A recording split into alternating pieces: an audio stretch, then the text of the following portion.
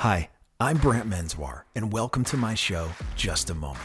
As a former world touring musician turned keynote speaker and author, I've experienced my share of life-altering moments that have both broken me and propelled me forward.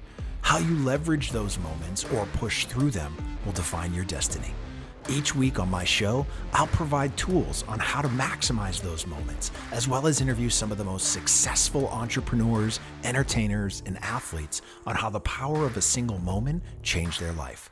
Join me to learn how to change what's possible for your life. It'll take just a moment.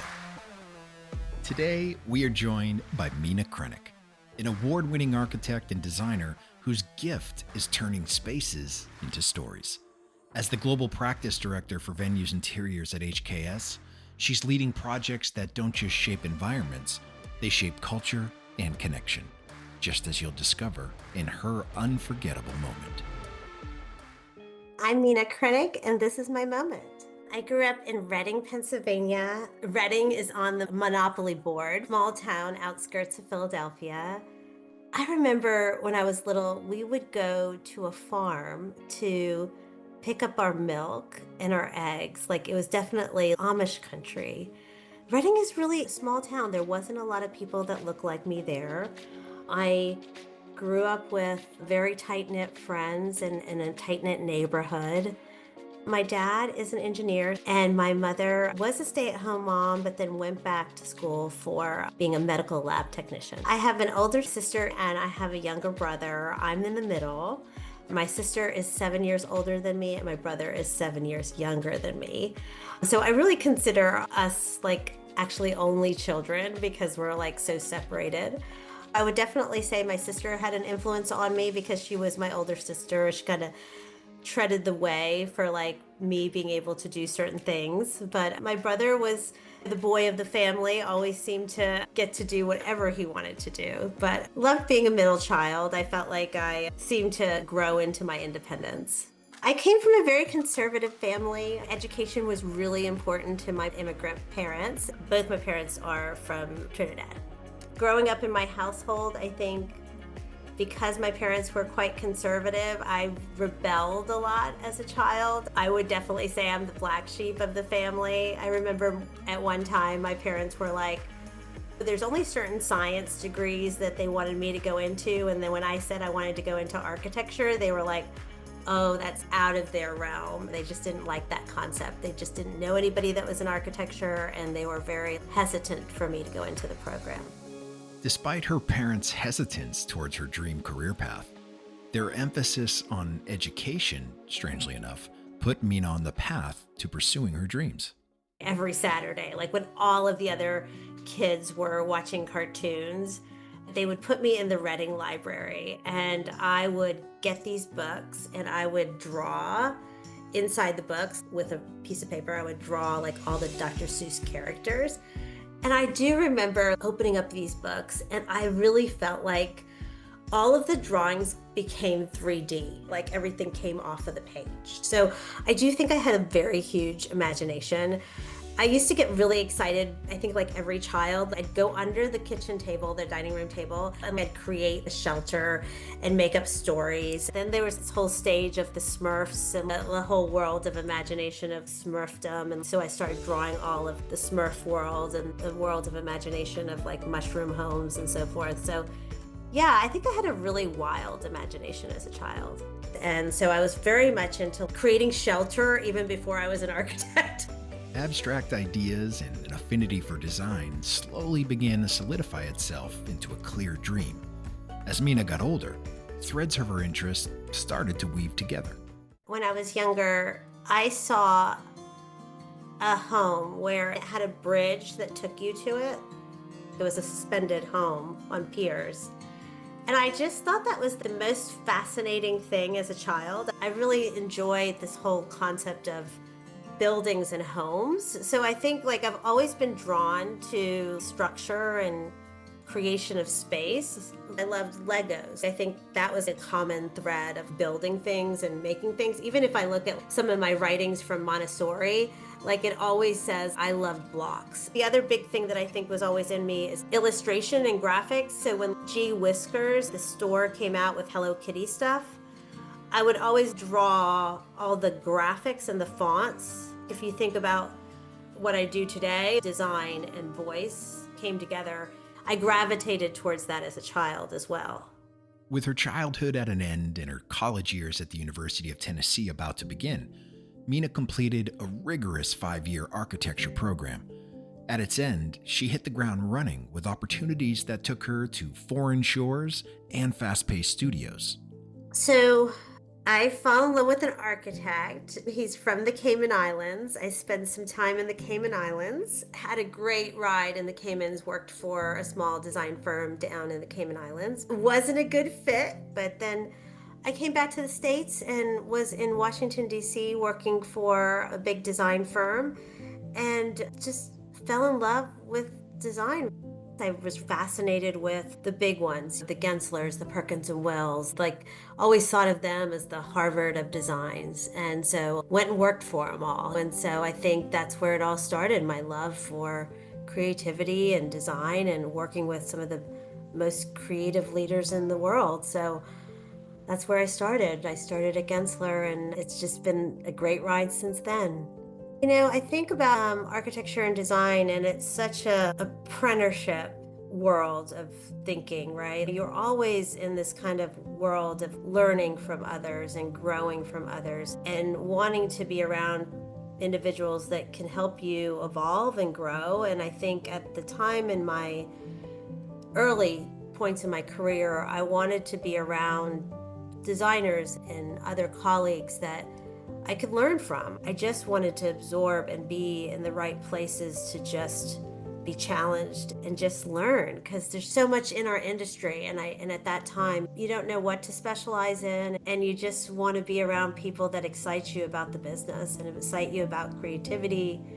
I guess I was just taking every opportunity I could, and I was just immensely in the work. At that time in my career, there was this tool, Revit and AutoCAD, and was getting big into modeling. And so one of the skill sets I got really into was rendering. I was really good at this skill. I just got so involved in competition work for the firm that they would send me around the country just to model for competitions. And so they just knew that like Meena could model any interior space in 3D. And so I would just be doing that for different competition projects. And that became my kind of superpower. And I loved it because I was so empathic that I felt like I was in the model with the people. And just, I felt like the project was already built before it was built. So I was geeking out about it, and I was in my own world, and I was just doing project work, and I got to meet all these great designers through the process. Leading up to her moment, Meena spent her time at her company as a conceptual superstar, winning competitions for her designs and her ability to render them digitally. However, an opportunity would soon arise for Meena to take charge of something a little more concrete. At that time, the firm I was with, because I was working on so many projects and I was just doing so much conceptual work, I wasn't actually on one project, running a project from A to Z. And this project came up and they said, "Hey, Meena, you're selected to lead this very massive project, and you're going to run it from A to Z."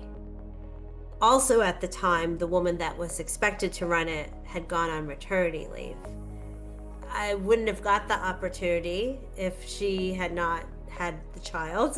At the time also, it was 2019, and a lot of things in the South weren't getting built. A lot of huge headquarters projects were on hold. A lot of layoffs were happening within our industry. And it was a really strange time. But at this time, 450,000 square feet of corporate headquarters were getting built. I'd never done something like this, $42 million project, and had a huge team that was just like super excited about it, and it was really exciting. It was 14 floors in the outskirts of Atlanta, and it was for Cox Communication, and it was a company called Autotrader.com. And let me tell you, I don't know a lot about automobiles. And so I remember we all went to an auto parts store and we collected a series of automobile parts. And we placed them in the studio. So we were looking at like the details of trims of cars, the leather, the interiors of cars. We were analyzing the parts of how a car ran, the engine block of a car, like every aspect of a car, and how can that translate into social components of an employee's experience in the day in the life of an employee for autotrader.com. And so we met with all these teams within autotrader.com. We met with the CEO of Autotrader at the time, and we analyzed every aspect of their business and every aspect of automobiles. It was just an amazing experience. Within their facility, they had a fitness center, and they had a swag store, and they had a media center, and then they had an innovation area where they had actual automobiles represented, and like they just had series of floors with different departments in it with different needs, and just every experience was quite unique within each of the floors. I think all of that process was really interesting for us as a team to learn about, but I also think like for the employee to feel connected to the brand, those were the things we had to learn about. It's what they do every day, like what they get to touch, what they get to see, what are the divergent things that they get to connect with the brand with. But then at the end of the day, what are the things that are going to make them feel like what they get to do has meaning and purpose?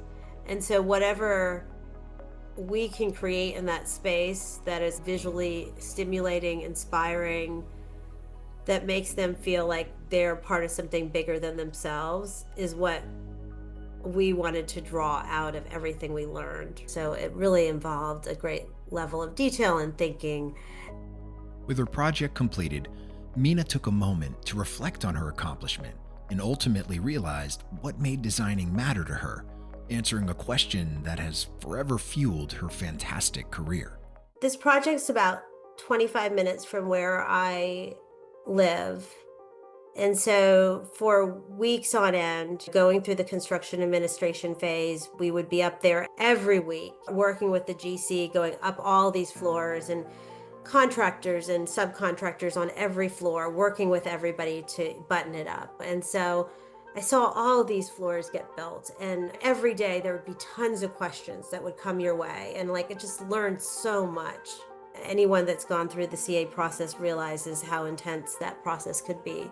I do this every time after we finish a project, but the very last day when we were doing the last punch, going through the building with the client and so forth, and then I was leaving the building, and I had gotten in my Jeep and I was driving out onto 75, and I was looking up at the building, and all of the floors were still lit.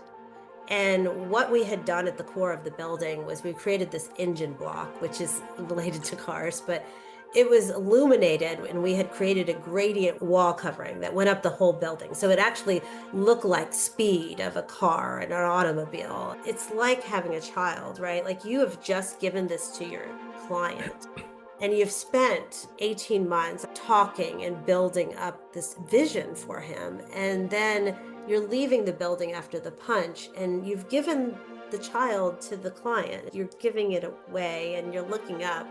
And that idea came from a team of people and a vision that came out of our heads. And it's a pretty profound moment in your mind. And you've given it to your client as a gift, right? And the world as a gift, and all those employees as a gift. And it was just like a very powerful moment for me personally, because I had designed a lot of things before, but I had not designed something from A to Z like that, with every aspect and level of detailing like that project. And it was just like a very profound moment for me to believe in myself.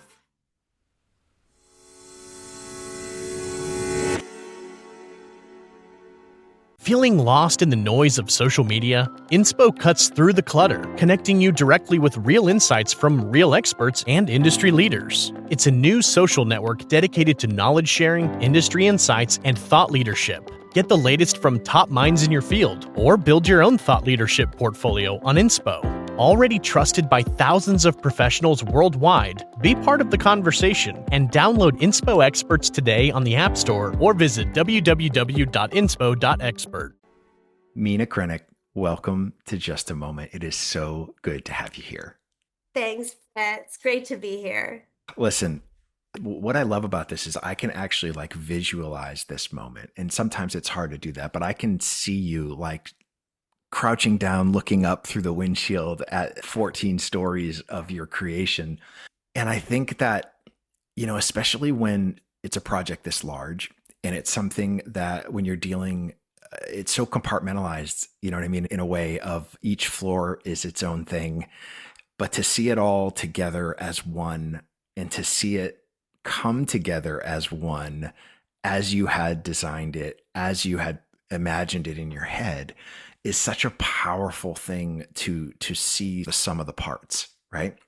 I'm curious for you now that I know that you spent so much time in the rendering game of helping other people visualize what it is that they wanted to see and you're doing it, but now you get to do it for yourself.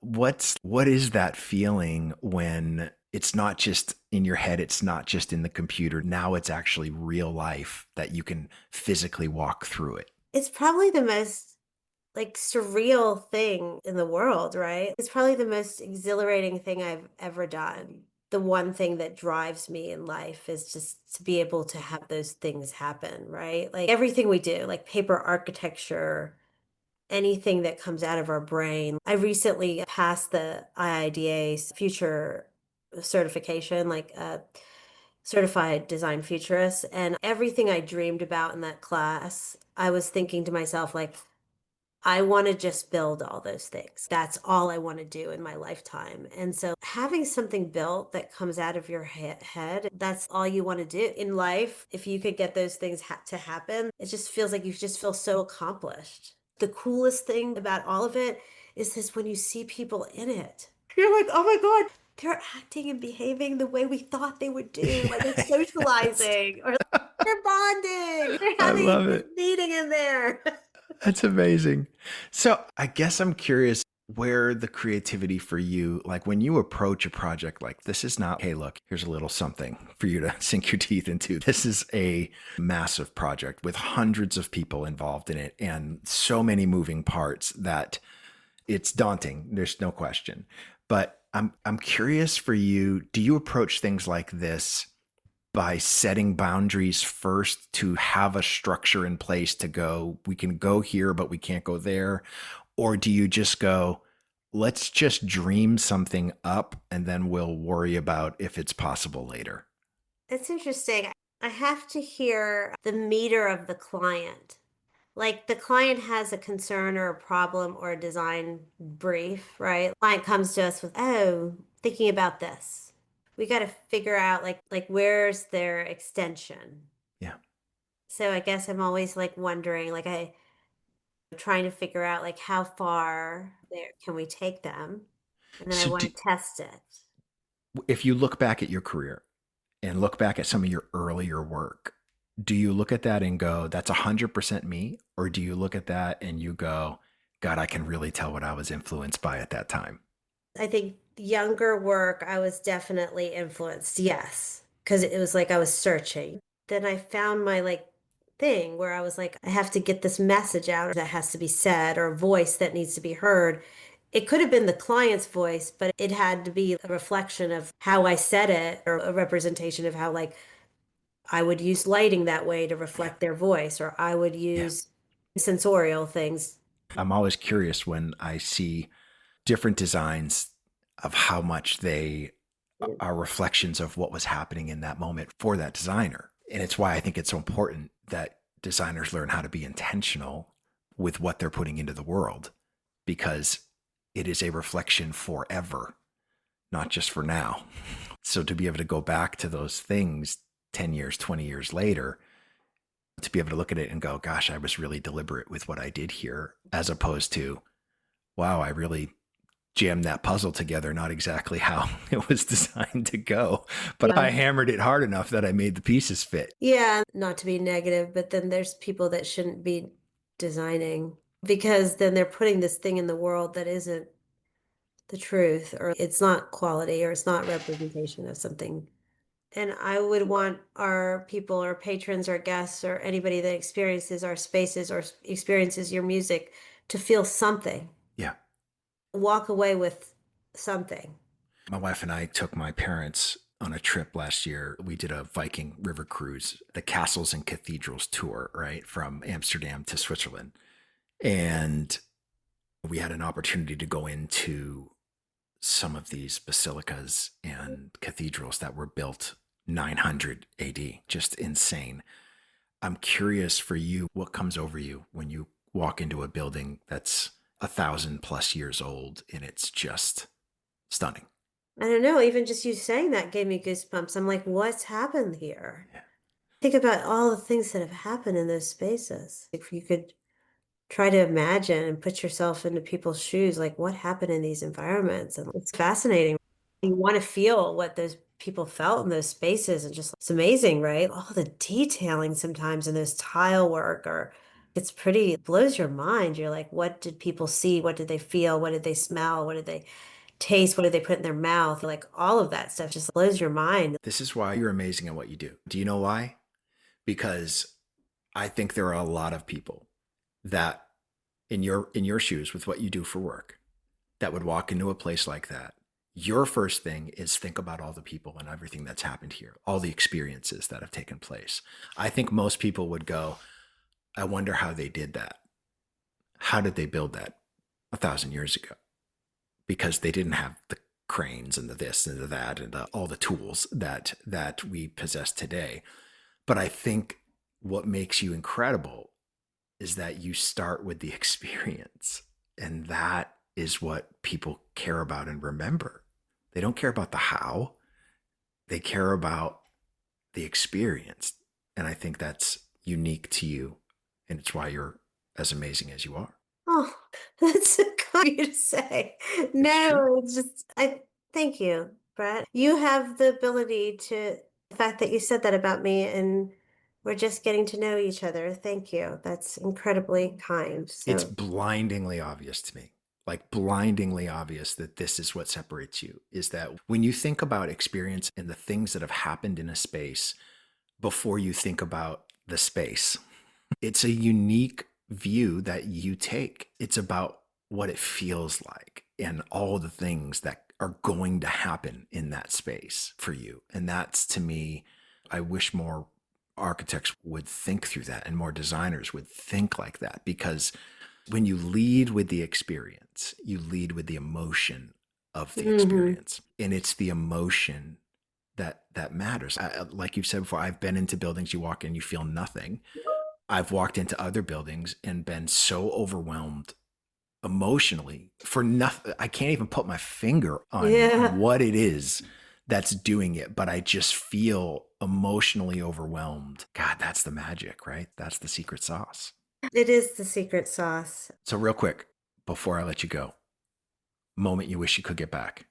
I had mentioned this to you earlier, but I've had some amazing, amazing, unique profound individuals that have impacted my career, and I feel so fortunate. And I had a gentleman, he was the CEO of a previous company I worked for, and I was making a decision to go to another company, and he had given me an incredible offer, like an incredible financial offer, a credible role offer.